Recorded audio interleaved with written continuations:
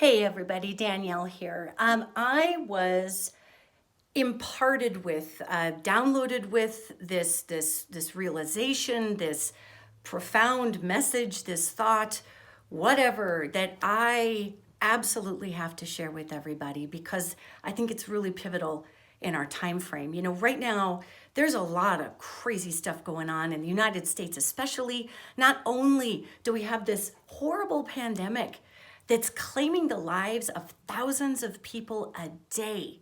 Yet we've got these weird lawsuits on election results, and we've got people infighting on ideological issues. I mean, it is insane right now. I honestly, in all of my years in America, can tell you that this is the craziest time I can possibly remember. And I'm about halfway through my life cycle, which brings me to the point of this.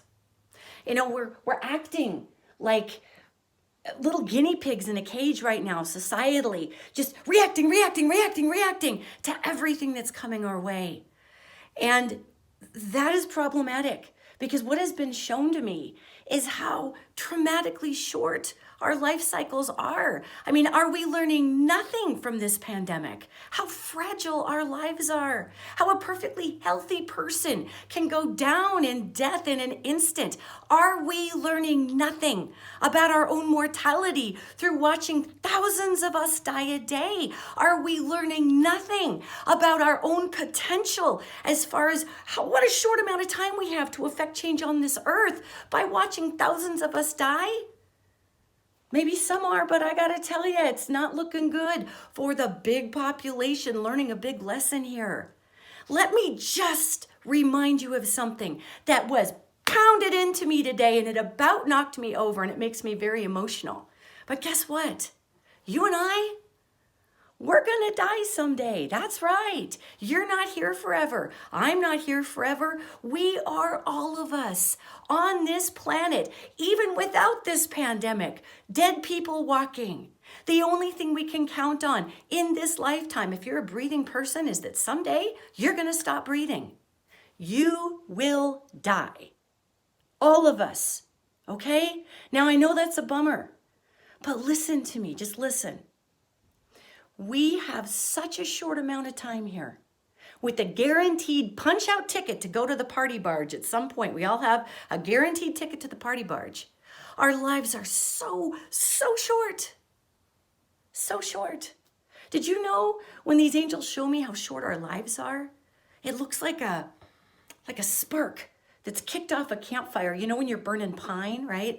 And it kicks a spark off and it glows for just a minute and it disappears. That, folks, that's how long your life is in the galactic time frame. Human beings are like the tsetse fly of galactic races. Angels are infinite beings. They're not born and they don't die and they live forever. And they have shown me time and time again how brief our time is here. So why don't we spend it learning? Why don't we spend it being kind? Yeah, we learn through pain. Yeah, we learn through fighting. Yes, there's a place to stand up for people in need. All of these things. But this cycle of hatred that's been going on, do you really want to use your 18 inches of campfire glow for hatred? Look, I know there are a lot of you watching this video out there who are afraid. You're scared. I get it. I mean, our country looks a little wobbly. The world looks wobbly. And I know there are those of you who have been born into families whose only inheritance for you, whose only legacy for you is a narrative of hatred. Maybe it's hating another political party. Maybe it's hating people who marry certain people. Maybe it's hating people of a certain color or hating people of a certain belief. Maybe that's what you were taught. And maybe in your heart of hearts, you know that's probably a little off, but if you were to stand up against that narrative of hatred, against that legacy that you have inherited, generations of hatred, if you were to stand up against that, you would lose your family, your spouse, your friends, the only inherited family legacy you have. You would lose your identity. Yet listen, for those folks out there who are suffering under this awful legacy of hatred, know that I see you. I see your individuality. I see your brilliance. I see the gifts that God, that creation gave you so that you could use your 18 inches of campfire spark for something magnificent in this world. Maybe what your legacy is to cast off that mantle of hatred and start a new family legacy of giving, of forgiveness, of community support. Maybe you're somebody who's operating under this legacy of hatred, just terrified to speak out because you're afraid you will lose God. You're afraid if you do that, your religion will cast you out. Let me tell you something. I'm going to talk in terms of God, so for those of you who don't believe in God, just put universe or lucky rabbit's foot or whatever you want in this part. For those of you that believe in God, do you believe that God would give you a heart that can love other people that you've never met, in spite of the hateful teachings that have been placed upon many of us in society? Do you believe that God would trick you by giving you a loving heart? And then the real way to be godly is to stave it off and hate people? Because God doesn't make mistakes, right?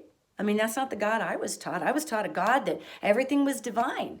So for those of you that are laboring under a legacy of hatred and are afraid to lose family and friends because of it, please understand something today.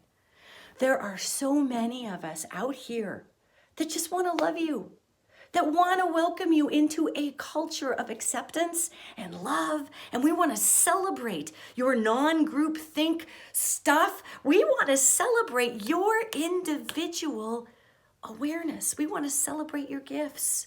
We want to celebrate your individual talents. And so for any of you that are laboring in these cults of hate, whatever they are, hatred is not specific to one political party. It's not specific to one religion. It's not specific to one skin color. Hatred is an affliction of fear. It is a form of cowardice. Because as long as we can group together in a ball that hates something else, there's safety in numbers. So for all of you who have been so afraid your whole life to step outside of that, I want to remind you how short that life cycle is. I want to remind you that all of us are like a football team. We all basically get to run 1 yard of play before both teams switch out. That's it. 1 yard. So how are you going to run your yard? I can tell you that there's a place for you outside of hatred. I can tell us all that there's a place for us outside of hatred. All right? So please go forward in this season and recognize you've got a really short amount of time to do something great with. And I have faith in your ability to do it. And I have faith in my ability to do it. Let's cast off this legacy of hate. I see you, and I believe in you. And I'm excited to see what you bring to the world.